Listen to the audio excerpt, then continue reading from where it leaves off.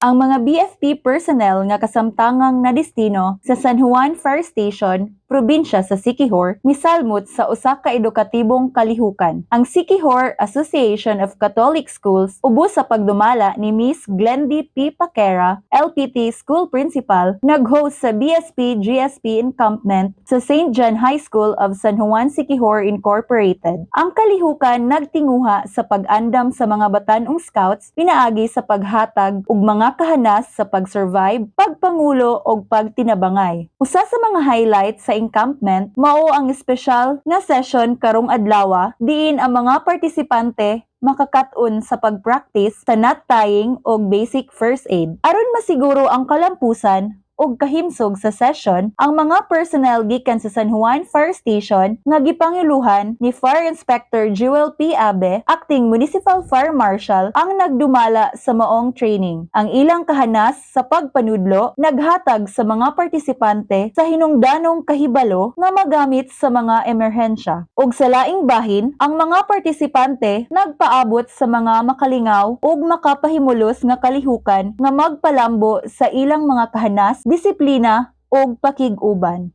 Alang sa BFP TV, madasigon, alang sa kaluwasan sa publiko. Kini si FO1 Mariel C. Sagario.